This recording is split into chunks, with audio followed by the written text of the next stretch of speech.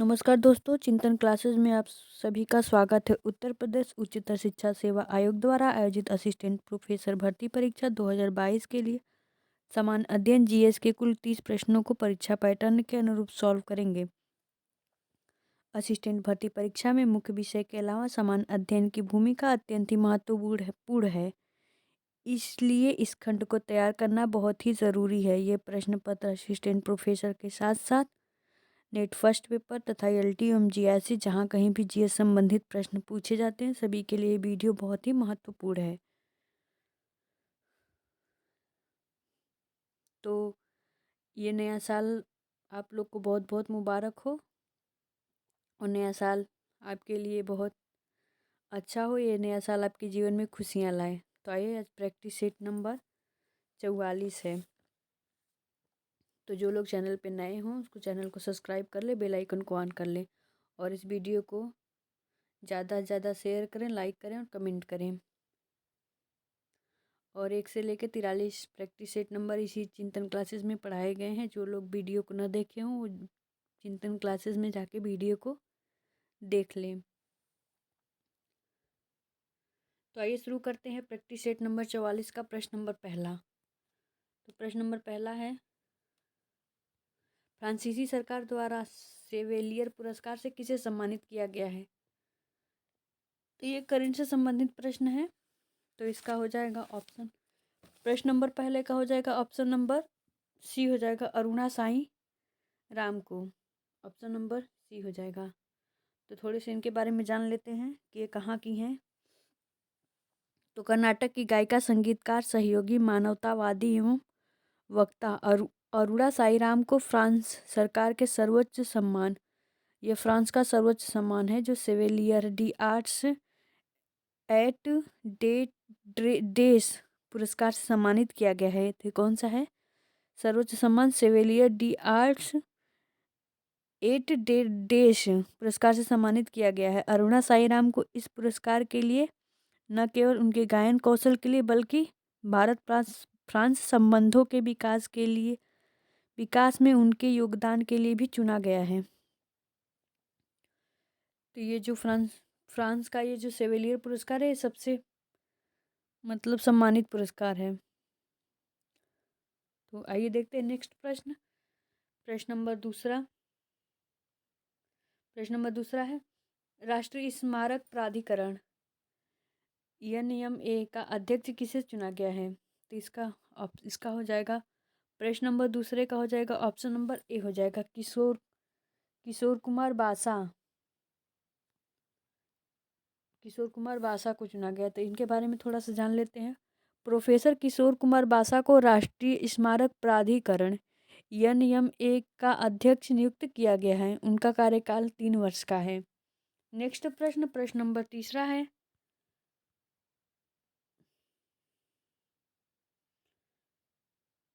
प्रश्न नंबर तीसरा, एशियाई महाद्वीपीय शतरंज टूर्नामेंट 2022 में महिला वर्ग का खिताब किसने जीता है? तो इसका हो जाएगा, किसने जीता है? तो पीवी नंदिधा ने जीता है। तीसरे को हो जाएगा ऑप्शन नंबर डी हो जाएगा। नेक्स्ट प्रश्न नंबर 4 है, भारत का पहला डबल डेकर, थोड़ी सी इनके बारे में जान लेते हैं। ये कहाँ की हैं?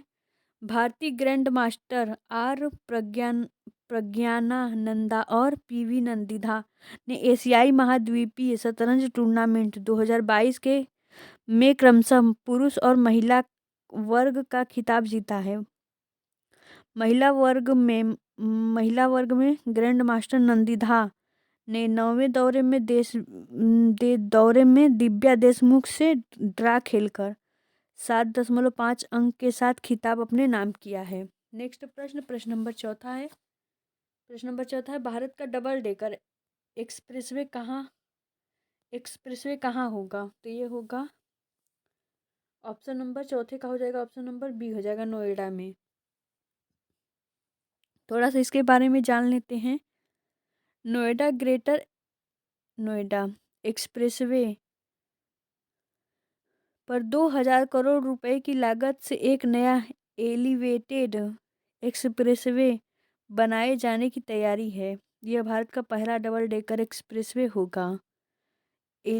एलिवेटेड एक्सप्रेसवे को 6 लेन या 8 लेन में बनाया जाएगा। तो नेक्स्ट प्रश्न नंबर 5वां है।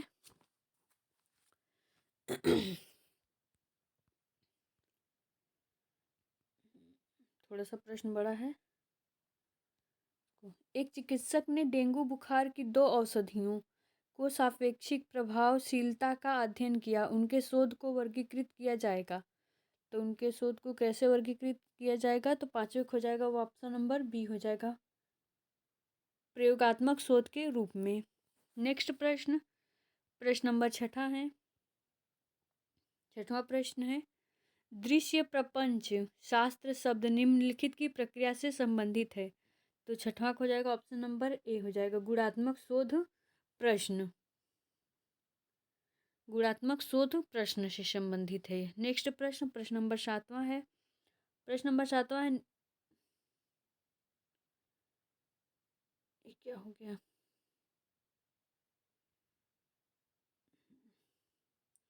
निम्नलिखित कथनों में से कौन सा एक सही नहीं है? तो नहीं पे हम लोग ध्यान देंगे, नहीं को हम लोग गोला कर देंगे। तो इसमें हो जाएगा 7वें का हो जाएगा ऑप्शन नंबर ए हो जाएगा, अली मर्दान खान ने बंगाल में राजस्व कृषि पद्धति आरंभ की। ये सही नहीं है। नेक्स्ट प्रश्न नंबर 8 है, निम्नलिखित में से किसने दिल्ली में खगोलीय वेधशाला, जिसे जंतर मंतर कहते हैं, किसने बनवाई थी?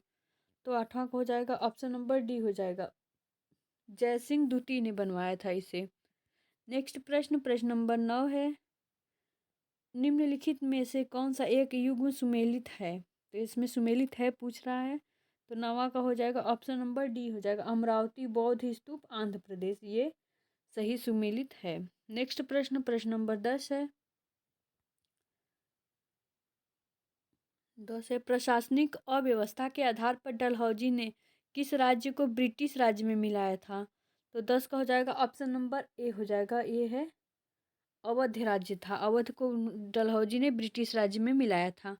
नेक्स्ट प्रश्न नंबर 11 है। सॉरी, अध्यादेश जारी करने का अधिकार राष्ट्रपति का कौन सा अधिकार है? तो इसका हो जाएगा 11 का हो जाएगा ऑप्शन नंबर सी हो जाएगा, यह है न्यायिक अधिकार में आता है। अध्यादेश जारी करने का अधिकार जो है ये राष्ट्रपति का कौन सा अधिकार है? तो ये न्यायिक अधिकार है। नेक्स्ट प्रश्न नंबर 12 है, एक विधेयक जो संसद में प्रस्तुत किया जाता है कौन सी क्रिया के बाद अधिनियम बन जाता है?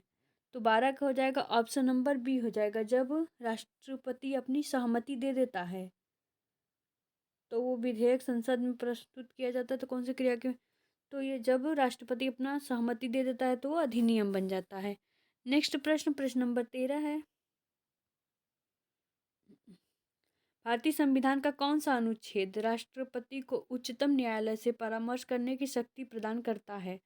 तो 13 का हो जाएगा ऑप्शन नंबर सी हो जाएगा, अनुच्छेद जो है 143 है, अनुच्छेद 143 है। नेक्स्ट प्रश्न नंबर 14 है, भारत की संचित निधि से धन निर्गम पर किसका नियंत्रण होता है? तो 14 का हो जाएगा ऑप्शन नंबर डी हो जाएगा, संसद का उस पर नियंत्रण होता है। नेक्स्ट प्रश्न नंबर 15 है, भारत में मुद्रास्फीति दर की माप किस आधार पर होती है? तो इसका हो जाएगा 15 का हो जाएगा ऑप्शन नंबर बी हो जाएगा, थोक मूल्य सूचकांक, इसके आधार पर होती है। नेक्स्ट प्रश्न नंबर 16 है। प्रश्न नंबर 16, किसी अर्थव्यवस्था में निम्न में से कौन सा ऐसा कार्य है जो केंद्रीय बैंक के कार्य में शामिल नहीं है? तो ये नहीं वाले पे हम लोग उसको घेरा कर देंगे, क्योंकि ऐसे प्रश्न बहुत अधिकतर गलत हो जाते हैं। तो 16 का हो जाएगा ऑप्शन नंबर सी हो जाएगा, सरकारी खर्च पर नियंत्रण, ये बैंक का कार्य में शामिल नहीं है। नेक्स्ट प्रश्न देखते हैं 17 का है, आर्थिक विकास सामान्यतः युग्मित होता है। तो 17 हो जाएगा ऑप्शन नंबर ए हो जाएगा, अवस्फीति के साथ। नेक्स्ट प्रश्न, प्रश्न नंबर 18 है, खुले बाजार की कार्यवाहियां समाहित होती हैं। तो खुले बाजार की कार्यवाहियां किसमें समाहित होती हैं? तो 18 का हो जाएगा ऑप्शन नंबर बी हो जाएगा, साख नियंत्रण की परिमाणात्मक विधियों में समाहित होती हैं। नेक्स्ट प्रश्न, प्रश्न नंबर 19 है, एंजिल जलप्रपात किस नदी पर स्थित है? तो एंजिल जलप्रपात किस नदी पर स्थित है? तो ये आ गया जियोग्राफी से संबंधित प्रश्न है। तो 19 का हो जाएगा ऑप्शन नंबर डी हो जाएगा, कैरोनी नदी पर स्थित है एंजिल जलप्रपात। नेक्स्ट प्रश्न, प्रश्न नंबर 20 है, मिशिगन झील किस देश में स्थित है? तो मिशिगन झील पूछ रहा है किस देश में स्थित है? तो मिशिगन झील जो है ये हो जाएगा, ये है संयुक्त राज्य अमेरिका में है मिशिगन झील। और आप लोग कमेंट करके बताइएगा कि मिशिगन झील जो है ये किस नदी पर है। संयुक्त राज्य देश तो मैंने बता दिया कि ये किस देश में स्थित है, लेकिन ये किस नदी पर स्थित है इसको आप लोग कमेंट करके बताएंगे कि मिशिगन झील किस नदी पर स्थित है। नर्मदा एवं ताप्ती, नर्मदा एवं ताप्ती नदियों के मध्य कौन सा पर्वत स्थित है? तो 21 का हो जाएगा ऑप्शन नंबर बी हो जाएगा, सतपुड़ा पहाड़ियाँ स्थित है। नर्मदा एवं ताप्ती नदियों के बीच सतपुड़ा की पहाड़ियाँ स्थित हैं। तो आप लोग कमेंट करके बताइएगा कि सतपुड़ा की पहाड़ी किस किस राज्य में फैली, एक ही राज्य में है या कई राज्यों में फैली है ये। नेक्स्ट प्रश्न, प्रश्न नंबर 22 है, तुलबुल परियोजना किस नदी से संबंधित है? तो 22 का हो जाएगा ऑप्शन नंबर सी हो जाएगा, तुलबुल परियोजना झेलम नदी से संबंधित है इसका। नेक्स्ट प्रश्न, प्रश्न नंबर 23 है, निम्नलिखित में से कौन सा जलप्रपात नर्मदा नदी पर नहीं है? ये नहीं है, नहीं है। तो 23 का हो जाएगा ऑप्शन नंबर बी हो जाएगा, भालकुंड। ये नर्मदा नदी पर स्थित नहीं है। तो इसको आप लोग कमेंट करके बताएंगे कि ये भालकुंड जो है जलप्रपात किस नदी पर स्थित है, नर्मदा नदी पर नहीं है। तो नेक्स्ट प्रश्न, प्रश्न नंबर 24 है, 2011 की जनगणना के अनुसार देश में 2001 और 2011 दशक के दौरान जनसंख्या वृद्धि दर कितने प्रतिशत रही है? तो 24 का हो जाएगा ऑप्शन नंबर ए हो जाएगा, 17.7% रही है। इसका हो जाएगा 17.7% रही, ऑप्शन नंबर ए हो जाएगा 24 का। नेक्स्ट प्रश्न, प्रश्न नंबर 25 है,